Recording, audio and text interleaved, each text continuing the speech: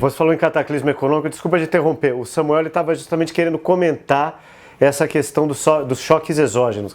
Ele falou de ciência política, agora vocês falaram de economia, ele quer ter fazer uma intervenção a respeito disso. Não, é exato. Tem uma leitura, a gente pode ter uma leitura positiva e uma leitura negativa, né? O que eles estão mostrando é que a gente estava num caminho produtivo, construtivo, melhorando, principalmente com o que é melhor, com o que é mais difícil, que é haver alguns consensos básicos que sejam compartilhados por todas as elites políticas relevantes.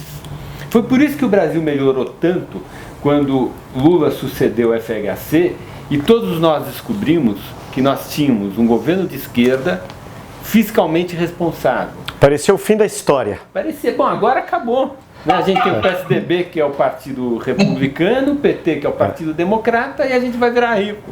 Porque a gente resolveu os nossos problemas, né? Então, isso é super importante, que é ter algumas crenças básicas que todo mundo compartilha. Por isso que o desastre pós-2008, né, esse mesmo grupo destruir a crença na responsabilidade fiscal, começar a controlar preço de utilidades públicas, que era uma coisa que a gente fazia nos anos 70, meu Deus do céu. Desonerações atabalhoadas, 400 bilhões para o BNDES, é uma lista de coisas. Né? Você inclusive comparou num artigo para a época o governo Dilma com o governo Geisel. Exatamente, tem muita semelhança. Né? Esse período que começa em 2009, né, os 2 últimos anos do governo, do segundo mandato do presidente Lula e o primeiro mandato da presidente Dilma, esses 6 anos, que eu costumo dizer é provavelmente o período da nossa história republicana com o pior regime de política macroeconômica, tem muita semelhança com Geisel. Geisel executou as coisas com um pouquinho melhor qualidade, mas o desenho e os erros, os equívocos de concepção são idênticos, né? Direita e extrema esquerda se encontram lá em algum lugar. Então o que a gente vê são choques exógenos, boom de commodity, descoberta do pré-sal, gerando um desvio. Né? A gente pode ficar numa sucessão de choques exógenos, porque essas commodities vão e voltam. Né? E esses choques exógenos de commodities, eles são ótimos para políticos populistas. Né? Porque o político populista ele já é um cara que quer detonar o curto prazo, o longo prazo, fazendo benesses no curto prazo. O que o boom de commodities faz? O boom de commodities dá um espaço imenso para a política populista, atrasando o momento em que a conta vai vir. É o petróleo venezuelano. O petróleo venezuelano é a Argentina dos Kirchner, né? Ora, a Argentina ela está amarrada nesse boom, nesses ciclos de commodities.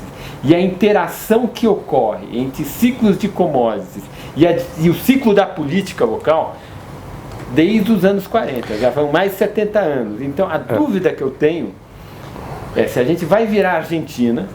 Então, vem agora, a gente arruma um pouquinho, aí daqui a pouco a gente vota num presidente populista, vem um bonzinho de commodity, o cara destrói tudo de novo e a gente não sai do lugar. Nesse não sair do lugar, a gente vai ficando mais pobre, que é a história da Argentina há 70 anos. Que era um país que tinha uma renda per capita 300% da nossa, hoje é 40% maior do que a nossa só.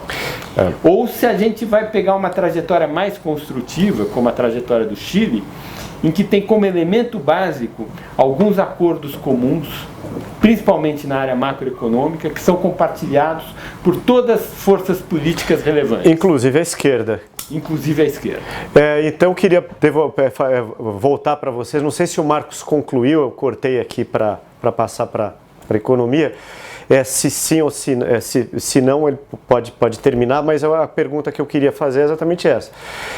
Vai ter uma eleição daqui a pouco, a gente vai virar o Chile ou vai virar a Argentina? O Marcos falou que as crenças iam voltar, viraríamos o Chile. Se as crenças forem embora, viraremos a Argentina. O que vai acontecer com a gente? E usando como gancho o fato de que você termina um livro falando da Argentina, mostrando onde a Argentina se desviou do bom caminho e virou esse país muito abaixo do potencial, né? Um país que fez revolução educacional, um potencial maravilhoso e, no entanto, dá tudo errado na Argentina. A gente vamos para o tango ou a gente vai virar o Chile? O que vai acontecer?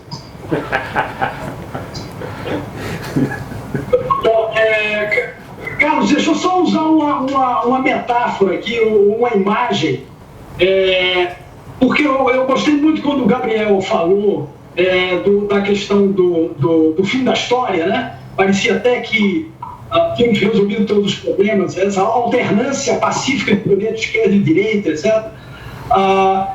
Nós poderíamos ter tido erros comuns de política pública. A economia brasileira tem problemas estruturais sérios, né? É um doente, né? Mas o que explica o doente ter tomado um porre e ido para a UTI são os 3 choques. Agora a gente volta à doença agravada por essa fase de UTI, né? Então e nessa recuperação já tem algumas coisas sinalizando positivamente. Agora, eu passo para o Carlos aí para comentar essa discussão mais específica da política e das eleições. Carlos, estamos na UTI, e o nosso médico é o Michel Temer. O que vai acontecer? É engraçado, é isso mesmo. Michel Temer assumiu a posição acidental, né? Pelo que a gente tem usado. Exatamente.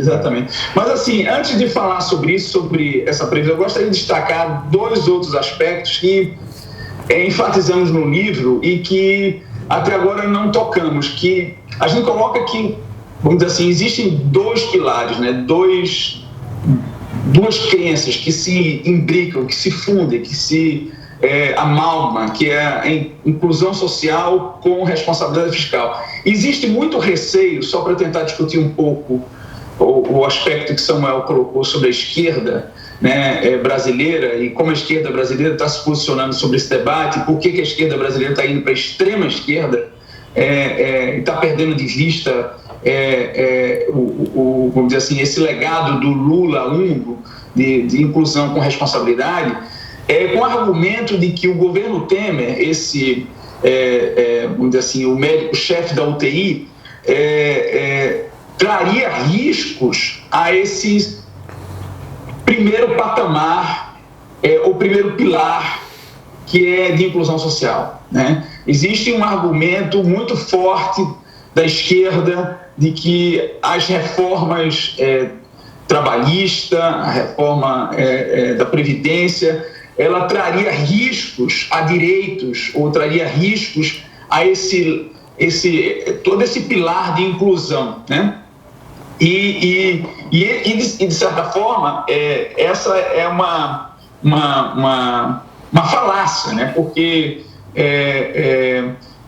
não é crível para esse governo frágil politicamente negligenciar esse segundo pilar. Dou como exemplo, por exemplo, a Bolsa Família, né? Marcos até escreveu artigos interessantes para o jornal, lançando esse argumento de que existia uma associação muito grande entre os programas de inclusão, especialmente o Bolsa Família, com o petismo ou com o lulismo.